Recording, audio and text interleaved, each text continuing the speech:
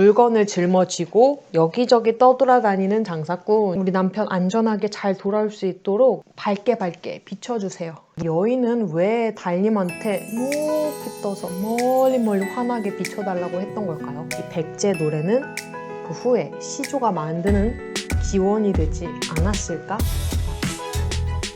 여러분 안녕, 엠들쌤이에요. 오늘은 정읍사 같이 배워볼게요.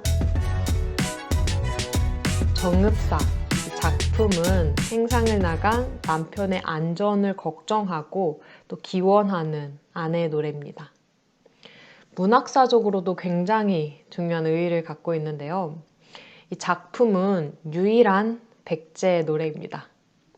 그러면 제목부터 같이 살펴보면서 어떠한 작품인지 같이 차근히 알아가 보도록 합시다.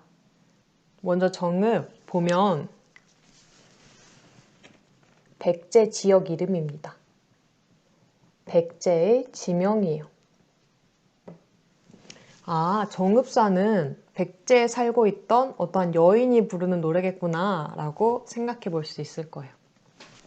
백제의 노래죠.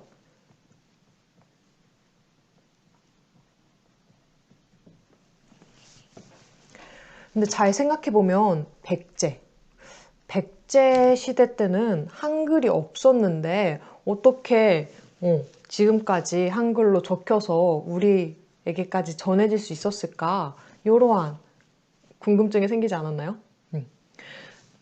백제 노래? 어떻게 지금까지 우리한테 전해질 수 있는 거지? 왜냐면 이 정읍사는 악화개범에 실려서 지금까지 전해졌기 때문이에요. 이 악화개범, 쉽게 말해서 조선시대 때 궁중에 축제를 할 때 배경음악처럼 아마도 이 정읍사가 불렸을 것이다 라고 추정해 볼 수가 있습니다. 아무튼 그렇게 전에는 말로 구전되어 전해지다가 악화개범에 실리면서 조선시대에 한글로 기록이 되면서 지금까지 우리한테 전해질 수 있었던 거다 라고 기억하면 좋을 것 같습니다. 이번에는 작가도 같이 볼까요? 어느 행상인의 아내가 지었대요. 여러분, 행상인이 뭘까요? 행상인은 떠돌아다니면서 장사하는 사람을 우리 행상인이라고 해요.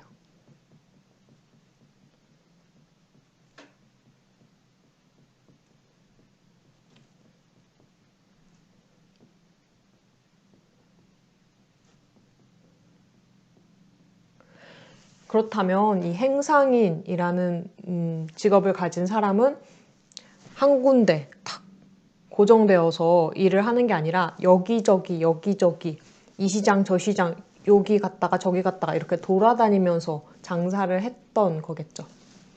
그렇다면 우리 이러한 짐작도 또 해볼 수 있을 거야. 이 정읍사는 행상인의 아내가 자신의 남편을 걱정하는 노래라고 했는데, 아, 그렇다면 이 행상인인 남편이 여기저기 떠돌아다니는 거에 대해서 안전하게 잘 다니고 있는 건지 그런 게 걱정되고 염려되는 거 아닐까? 이런 생각을 해볼 수 있겠죠. 네, 그러면 이제 이 작품 여기에 좀 적고 같이 분석을 해보도록 할게요. 그러면 작품 같이 읽어보도록 할게요. 달하 높이곰 도다샤. 달하. 이 점. 이거 뭐죠? 중세국어 때는 이 점, 우리 이거를 아레아라고 해요. 아레아라는 모음이 있었어요. 지금은 사라졌지만 당시에는 이 아레아도 모음 중에 하나였습니다. 이 아레아는 지금 현대국어에서 아와 비슷한 소리를 내었다라고 해요. 우리 이래서 달하 할 때 이거를 달이라고 읽고요. 얘는 달을 의미해, 달. 우리 하늘에 떠 있는 달 있죠. 초승달도 있고 보름달도 있고 그런 달. 달하. 지금 달을 부르고 있는 거예요. 달하.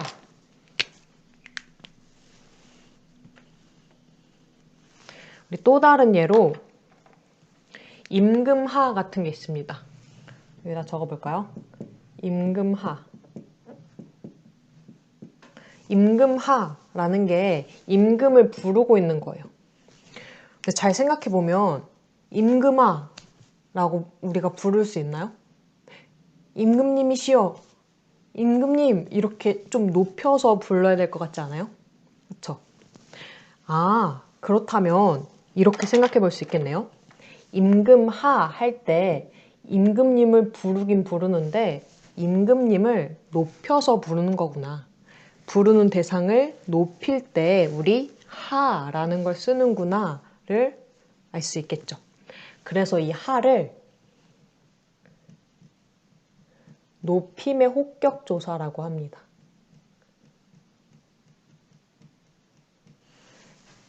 혹격조사라는 거는 부를 때 쓰는 그런 조사야. 뭐 현대국어에서는 철수야 할 때 그 야, 영희야, 영희도 받침이 없네요. 뭐 해리마 할 때 그 아 혹은 야 이럴 때 우리 그런 걸 혹격조사라고 하죠. 아무튼 여기서는 달하 할 때 달님이시여 이렇게 달님을 높여서 불러준 거예요. 요새 여러분 SNS 할 때 이런 말 쓰나요? 님하 이런 말 써요? 님하 님하 오늘 저녁 먹었셈? 막 이런 말 쓰나요? 안 쓰나? 너무 오래된 말인가요? 아무튼 님하 할 때도 이 높이면 혹격조사일까요? 님들, 님이시여 막 이렇게 부르는 걸까요? 맞아요? 어떤 친구는 선생님 그거 아니에요. 이 님하는 님들 하이 이런 뜻이래. 잘 모르겠어요. 정답은 누구도 모르죠? 아무튼 임하, 임금하. 결국 중요한 건 하 같은 건 높임을 부를 때 높이는 높임의 혹격조사라는 거 알아두면 좋을 것 같습니다. 아무튼 지금 달을 부르고 있어요. 근데 우리 이 노래를 부르는 여인은 행상인의 아내라고 했었죠. 행상인이 자기 남편이 잘 돌아오도록 기원하고 바라는 그런 여인이라 그랬잖아요. 그러면 이 여인은 달을 왜 부르는 걸까요, 도대체? 달에게 그러한 소원을 빌기 위함이겠죠. 아, 다른 말로 하면 이 달, 기원의 대상이구나.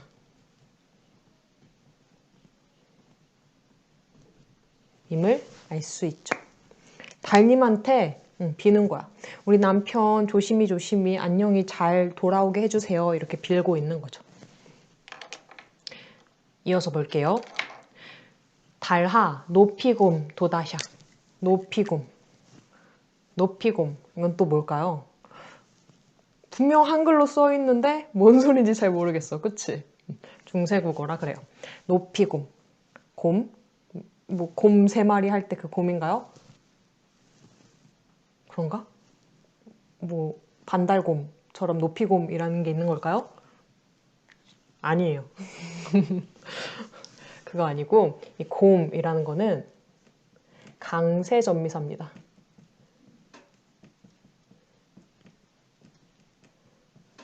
강세전미사, 접사긴 접사야. 좀 뜻을 더해줘요. 하지만 이 강세라는 거는 좀 더 강조해주는 거죠. 강조의 의미를 더 더해준다는 거야. 높이곰, 높이가 뭐길래 도대체 의미를 더해주는 거죠? 라고 묻는다면 이 높이를 같이 이번엔 볼게요. 높이. 여러분 높이가 어떤 의미일까요? 높이. 중세국어 때는 이거 조선시대 때 악학개범에서 이렇게 적혔다 그랬죠. 중세국어. 중세국어 때는 연음, 그러니까 이어적기가 보편적이었어. 우리 지금은 높이라고 쓰죠. 높이 높이 멀리 멀리 이렇게 날아라 할 때 그 높이. 우리는 지금 끊어 적기를 한단 말이에요. 그쵸? 하지만 중세국어 때는 이렇게 높이 이렇게 이어 적기를 했습니다. 점점 칠판과 선생님이 멀어질수록 글씨가 점점 이렇게 돼요. 적기 다시 적어볼까? 적기. 이 피읍을 여기로 옮겨 적었죠. 그래서 높이가 된 거야.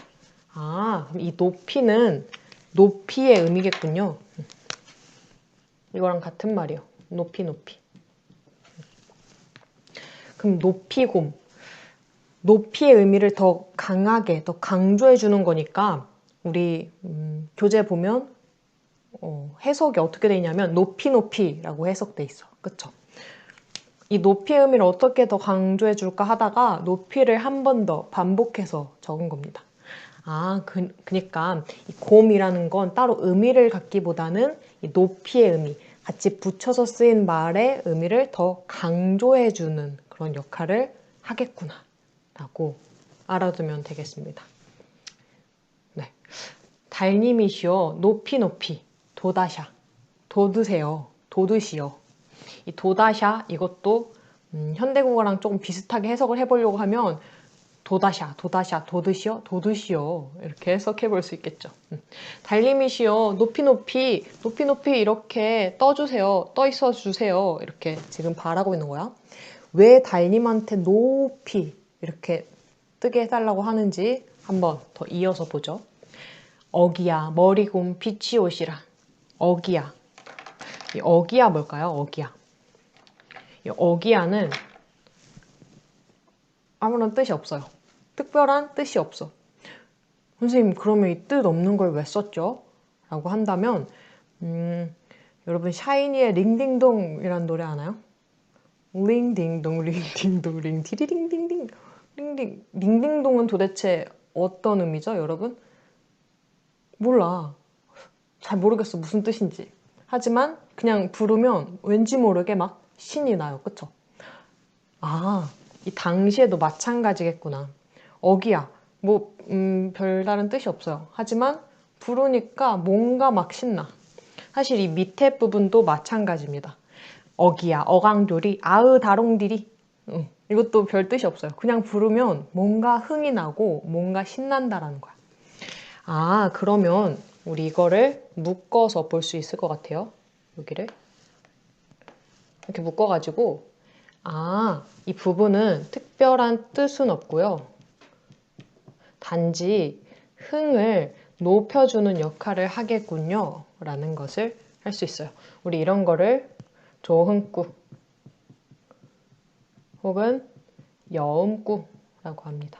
흥을 돋궈주는 거. 별다른 뜻이 없는 거. 네. 선생님, 근데 있잖아요. 사실 이 부분에만 어기야, 어강돌이, 아으다롱들이 있는 게 아니라 다른 부분에도 몇 가지 막 보이는데요? 네, 맞아요. 지금 계속 여기도 그렇고 또 어디가 있죠? 저기가 또 있네요. 여기도 그렇고 지금 조흥구가 계속 쓰이고 있어요. 다 같은 조흥구, 여음구예요. 그러면 별다른 뜻은 없고 그저 흥만 높여주는 역할이니까 정말 좋게도 굳이 막 해석을 할 필요는 없겠죠. 여러분 너무 신나지 않나요? 그럼 우리 이제 분홍색 부분은 빼고 나머지 부분만 살펴보면 돼. 갑자기 양이 막 확 준 듯한 그런 느낌이 들죠? 아주 좋아요. 지금 여기만 이제 해석을 해보면 됩니다. 아무튼 이 부분 이제 빼고 해석을 계속 해보도록 할게요. 머리곰, 빛이 오시라. 머리곰. 우리 아까 높이곰 봤는데 이번에도 무슨 곰이 나왔어요. 우리 아까 이 곰 뭐라 그랬죠? 강세전미사. 맞아. 이것도 강세전미사입니다. 그럼 머리곰? 얘는 또 도대체 무슨 의미일까? 머리, 어깨, 무릎, 발 할 때 그 머리인가요? 그렇지 않아요. 이 머리라는 거는 멀리 할 때 그 멀리의 의미입니다. 멀리. 그럼 이 곰 또 강조를 해줘야 되죠. 그래서 우리 아마 해석본을 보면 멀리 이렇게 2번 반복돼서 적었을 거예요. 멀리 빛이 오시라. 멀리 비춰주세요. 이런 의미예요. 그럼 다시 같이 해석해 볼게요. 달님이시여 높이 돋으시어 멀리 비춰주세요. 지금 이러한 소망을 하고 있는 거예요. 여인은 왜 달님한테 높이 떠서 멀리 환하게 비춰달라고 했던 걸까요? 남편, 이 아내, 남편, 행상이는 아직 밤 늦은 시간까지 집에 돌아오지 않은 상황이에요.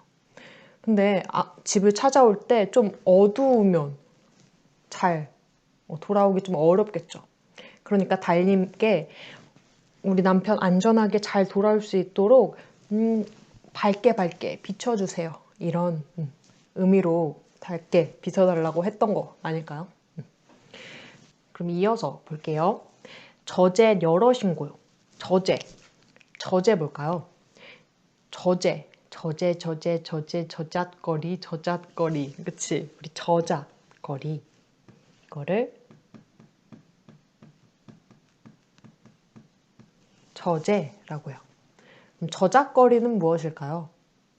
저잣거리, 우리 시장이라고 해요. 시장. 이 행상인의 아내라 그랬죠. 이 행상인은 이 시장, 저 시장을 떠돌아다니면서 물건을 짊어지고 장사를 하는 사람이라 그랬어요. 그러면 이 시장이라는 거는 행상인이 떠돌던 그런 시장을 의미하겠죠. 저제 여럿인고요. 저제, 시장에 가 계신가요? 여럿인고요. 우리 여기서 조금 알아야 될 게 있는데요. 여럿인고요 할 때 여다가 쓰였어. 여다. 중세국어 땐 여다는 가다의 의미입니다. 가다. 예를 들어서 지울게요. 열구름이라는 게 있어요. 열구름.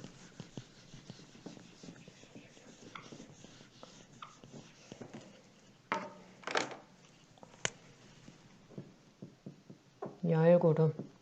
열구름이라는 거는 떠다니는 구름이라는 뜻이거든요. 그러니까 이 여다라는 게 가다라는 뜻이에요. 그렇죠? 사실 이 표현은 정읍사에만 나오는 건 아니고요. 다른 중세국어 작품에서도 자주 등장하기 때문에 꼭 몰랐다면 알아두면 좋을 것 같아요. 아무튼 여럿인고요.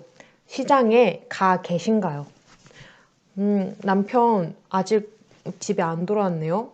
혹시 아직 시장에 가 계신 건가요? 이렇게 말하고 있는 거예요. 이 어기야 부분은 조음구, 여음구라서 뺀다 그랬고 준대랄 드대올시라. 준대. 이 준대는 또 무엇일까요? 준대. 세모. 벌써 우리 세모를 쳤다라는 거에서 살짝 예감을 해볼 수 있겠죠.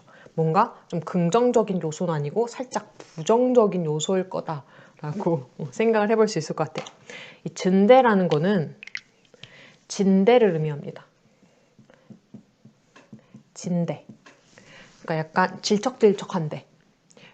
쉽게 말하면 진흙탕 같은 곳? 진흙탕?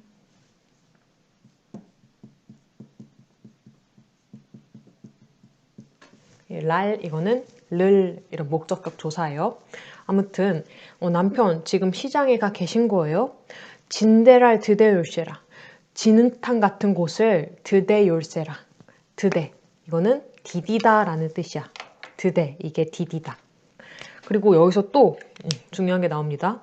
디대율세라 할 때 리을쉐라 있죠. 리을쉐라.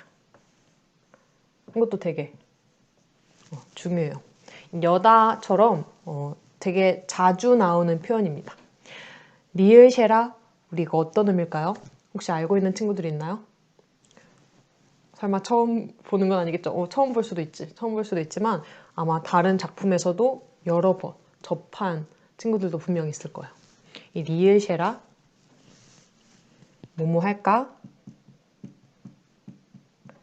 두렵다 라는 뜻이죠. 그렇죠? 그럼 이렇게 해석을 해볼 수 있을 거예요. 시장에 가 계신가요? 혹시 지금 진흙탕을 디디지 않을까 두렵습니다. 남편 지금 아직 집에 안 돌아온 이유가 혹시 진흙탕 같은 그런 위험한 데 밟아서 그래요? 그렇게 해서 지금 제대로 오시고 있는 거 맞나요? 걱정돼요. 막 이렇게 걱정과 염려를 하고 있는 거죠. 이제 마지막 부분 같이 봅시다. 점점 거의 다 끝나가요. 어느이다 놓고시라. 내 가난데 점갈할세라. 어느이다. 어느 곳에나 여기 적어볼까요? 어느 곳에나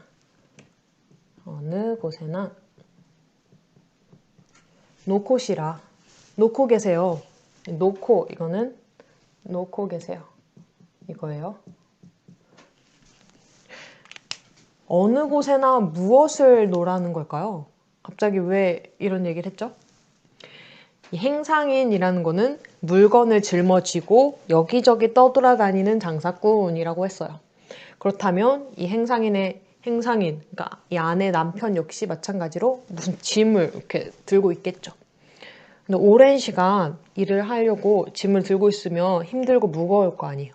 그래서 이 짐을 조금 어느 곳에든지 좋으니까 조금 놓으세요. 좀 내려놓고 계세요. 라고 말하고 있는 거예요. 그러니까 여기서 짐이 생략된 건 아닐까? 라고 추정을 해볼 수 있겠죠. 어느 곳이든 좋으니까 짐을 좀 놓고 계세요. 이 어기야 어광돌이 아으 다롱들이 이거는 생략을 한다 했고, 내 가는데 점갈할세라. 내 가는 곳 점갈할세라. 마찬가지로 또 리을쉐라가 나왔어. 여기 되게 자주 나온다 했는데 여기서 또 나왔죠. 리을쉐라. 마찬가지로 뭐뭐 할까 두렵다. 그쵸?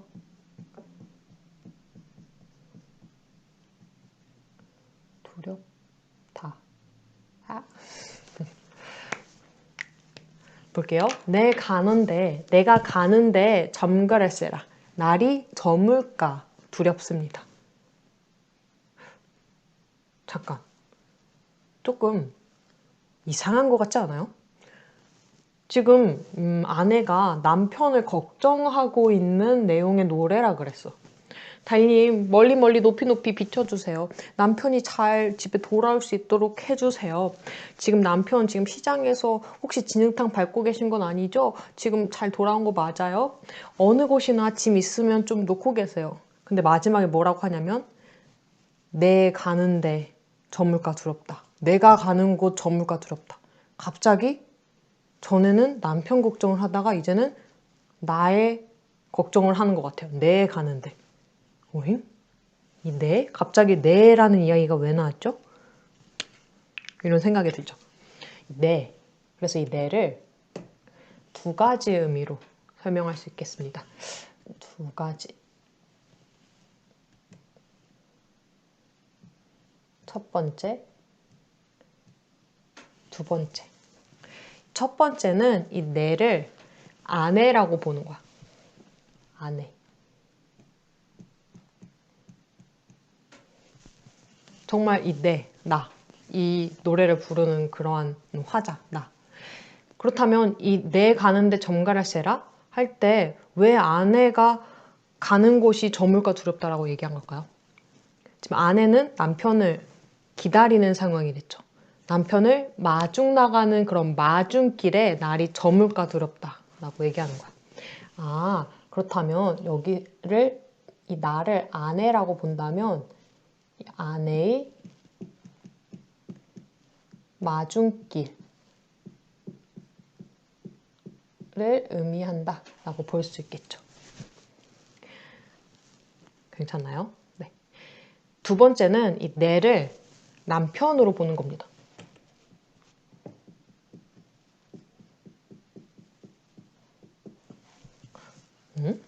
내라 그랬는데 왜 남편이에요? 라고 묻는다면 우리 막 이런 얘기 하죠. 부부는 일심동체, 부부는 하나다. 남편과 아내는 한 몸이야. 막 이렇게 얘기하는 거. 너가 가는 곳에 나도 가고 너가 나고 내가 나고 뭐라는 거야. 너가 나고 내가 너야. 막 이렇게. 그래서 이 남편을 그러니까 내라고 표현했지만 그게 남편이라는 뜻으로도 해석할 수 있다는 거야. 그렇다면 남편의 귀갓길을 의미하는 거다 라고 할 수 있겠죠. 남편이 돌아오는데 날이 저물까 두렵다. 혹은 내가 남편을 기다리러 마중 나가는데 날이 저물까 두렵다. 이 두 가지 의미로 중의적으로 해석될 수 있다라는 거겠죠. 네. 또 추가적으로 조금 더 정리해보자면 이 조음구, 여음구를 통해서 우리 흥도 높여주고 또 운율감을 더 살려주는 거죠. 네. 또 좀 중요한 소재들 몇 가지 뽑아서 좀 정리를 또 해볼게요. 지금 여기서 좀 중요하게 다뤄지는 소재가 달, 그리고 진대입니다. 달과 진대. 달은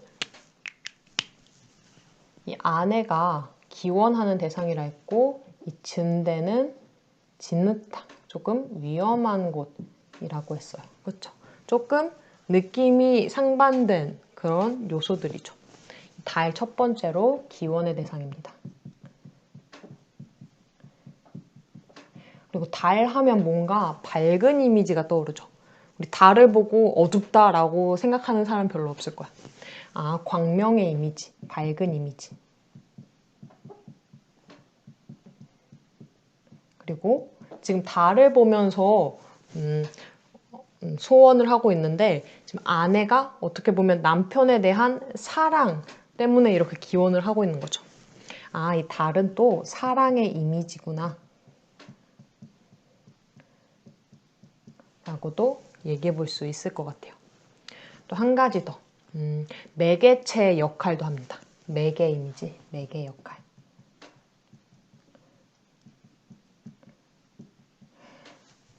매개라는 게 뭘까요? 자주 쓰는 예시인데요. 지금 여러분이 선생님의 목소리를 들을 수 있는 이유는 공기라는 매개체가 있기 때문이다. 막 이런 예시를 쓰는데 공기가 없다면 이렇게 음성, 소리를 들을 수가 없죠. 이 공기가 있기 때문에 이 음을 정확히는 몰라요. 선생님 그런 과학자가 아니기 때문에. 아무튼 이 공기가 있기 때문에 이 소리를 다른 사람한테 전달해주는 역할을 하게 되는 거야. 마찬가지로 이 매개 역할을 한다라는 거는 이 아내의 소망, 아내의 그런 남편의 안녕을 기원하는 그런 마음을 이 달이 어떻게 보면 남편한테 전해주는 그런 역할을 한다라는 거죠. 그래서 매개 역할, 남편과 아내를 연결시켜주는 역할을 한다라고 볼 수 있는 거예요.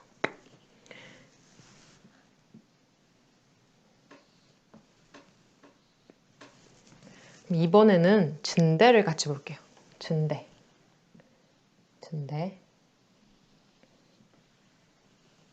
첫 번째 우리 진흙탕이라고 했죠. 진짜 말 그대로 진대라고 보면 진흙탕이 먼저 딱 떠올라요. 근데 잘 생각해보면 이런 생각이 들 수 있어. 그래, 비가 많이 와서 막 땅이 막 질퍽질퍽해져서 집으로 돌아오는 길에 진흙탕을 딱 밟을 수도 있지. 그래, 그럴 수 있어. 근데 그렇게 진흙탕 밟으면 물로 씻으면 되는 거 아니야? 이게 막 이렇게 달님한테 소원을 빌 정도로 그렇게 걱정할 일인가? 라는 생각이 들 수 있잖아. 여기서 우리는 이런 생각도 해볼 수 있어요. 이 진대라는 게 정말 그 진흙탕의 의미뿐만이 아니라 다른 의미를 상징하고 있겠구나로 생각해 볼 수 있을 거예요. 겉보기엔 진흙탕이지만 아마 이 진흙탕이라는 거는 그 외에도 여러 위험한 요소들을 전부 진흙탕으로 의미를 했을 거다라고 볼 수 있을 거예요. 위험한 상황. 예를 들어서 막 도적대가 나타난다든지, 그렇죠? 도적대가 나타나서 지금 너 오늘 번 돈, 지금까지 번 돈 다 내놔 해가지고 돈을 다 훔쳐 가던가, 뭐 물건을 다 이렇게 훔쳐 가던가. 근데 또 이런 생각을 해볼 수 있을 것 같아. 이 노래를 부른 사람은 여인이잖아요. 아내가 남편을 걱정할 때 남편이 밤늦게까지 위험한 곳에 가지 않기를 바라는 때 쓰는 그런 위험한 요소는 무엇이었을까요? 아마도 아내인 내가 아니라 또 다른 여인에게 마음을 준 거 아닐까? 그 부분에서 걱정이 아니었을까요? 생각해봐. 이 진흙탕 진흙탕에 빠지면 물로 씻으면 괜찮아지죠. 도적대, 그래, 도적대가 나타나가지고 물건도 다 훔쳐가고 돈도 다 훔쳐가고 물질적인 걸 잃었어요. 하지만 그 물질적인 거는 안타까운 상황인 건 물론 맞지만 또 돈은 벌면 벌 수 있는 거죠. 다시 되찾으려면 되찾을 수 있는 거야. 하지만 사람의 마음이란 건 그렇지 않죠. 사람의 마음은 한번 이렇게 떠나면 다시 되찾기란 그렇게 쉽지가 않아요. 그쵸? 아, 이 진대라는 곳은 어쩌면 이 위험한 상황이란 거는 이 여인의 입장에서 봤을 때 어떻게 보면 이 남편을 유혹하는 다른 여인들의 그런 모략들? 그런 거를 의미하는 거 아닐까? 또 생각을 해볼 수 있을 거야. 혹은 다른 여인을 또 생각해 볼 수 있는 거겠죠. 네. 그러면 이제 이 작품과 연관된 배경 설화 조금 몇 가지 살펴보면서 오늘 수업 마무리 해보도록 할게요. 네, 정읍사와 관련된 배경 설화도 같이 살펴보고자 합니다. 이 정읍사라는 노래만 딱 이렇게 전해진 건 아니고요. 그 노래와 함께 설화가 같이 전해졌거든요. 어떠한 배경 설화인지 같이 알아보면 좋을 것 같아요. 그러면 배경 설화 한번 읽어볼게요. 정읍은 전주에 소속된 현이다. 정읍, 그치? 정읍은 백제의 어떠한 지역의 이름이라고 했어요. 이 고을 사람이 행상을 떠나 오래도록 돌아오지 않았다. 그쵸? 행상, 동그라미. 지금 이 아내가 안녕히 돌아오길 바라는 임은 행상인이었어요. 그 아내는 산 위 바위 위에 올라가 남편이 있을 먼 곳을 바라보면서 그 아내, 그쵸? 이번엔 아내 동그라미. 화자는 아내죠. 그치? 아내가 행상인인 남편을 지금 오랫동안 기다리고 있는 상황이구나. 남편이 밤길에 오다가 해를 입히지나 않을까 염려하였다. 남편이 밤길 오다가 거기 해, 세모, 그쵸?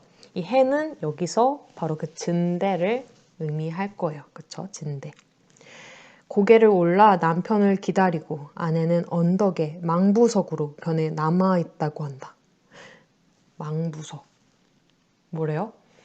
망부석으로 변해버렸대. 조금 새드 엔딩이죠. 새드 엔딩. 발음이 안 돼요. 지금 이 아내가 남편을 달님이시여 우리 남편 잘 돌아오게 해주세요 해놓고선 계속 그렇게 기다리다가 결국 뭐가 되었대요? 결국 돌이 되었대. 결국 망부석이 되어버렸대요. 우리 거기 망부석 혹시 설화를 볼 수 있는 친구들은 한 표시를 해주세요. 그 망부석에다가 동그라미 쳐보세요. 거기다가 우리 망부석 설화라고 적어두면 좋을 것 같습니다. 이 배경설화는 망부석 설화예요.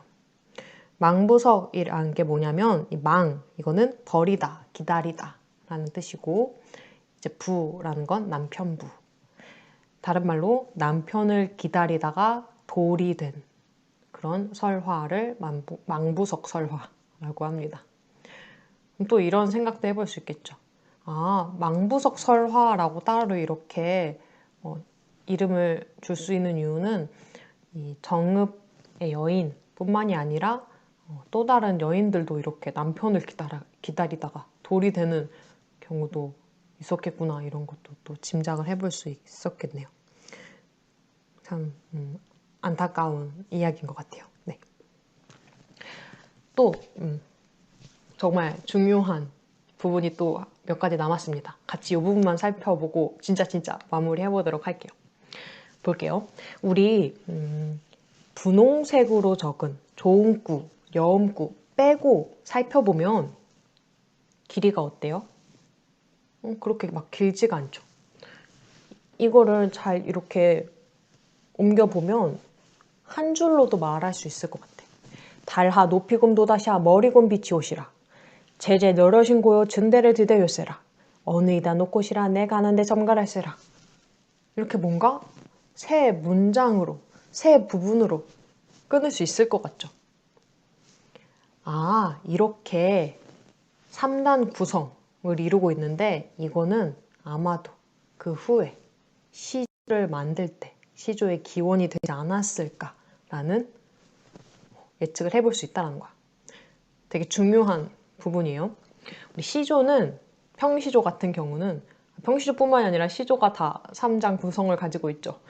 초장, 중장, 종장 이렇게 3장 구성을 이루고 있어요. 그렇죠? 3장 6구의 구성을 취하고 있죠. 형식이 있어요.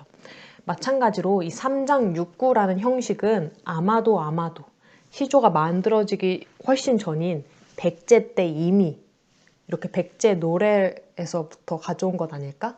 이 백제 노래는 그 후에 시조가 만드는 기원이 되지 않았을까라고 얘기해 볼 수 있는 겁니다.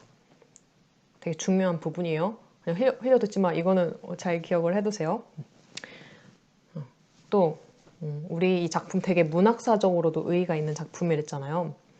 왜냐면 이 정읍사는 또 백제 유일한 노래이기도 하지만 현재 전하는 한글로 지어진 최초의 작품입니다. 한글로 지어진 노래 중에 가장 오래된 작품이 정읍사예요. 되게 중요하죠. 그래서 이 정읍사라는 작품이 그래서 여러 교과서에 실린 이유도 그런 중요한 가치, 중요한 의의를 지니고 있기 때문이라고 생각이 듭니다. 네, 여러분 오늘도 강의 듣느라 정말 수고 많으셨고요. 혹시 공부하다가 궁금한 점이 생기면 댓글로 질문을 남겨주세요. 네. 그러면 오늘도 정말 수고 많으셨고요. 한 컷 문학으로 마무리할게요. 안녕.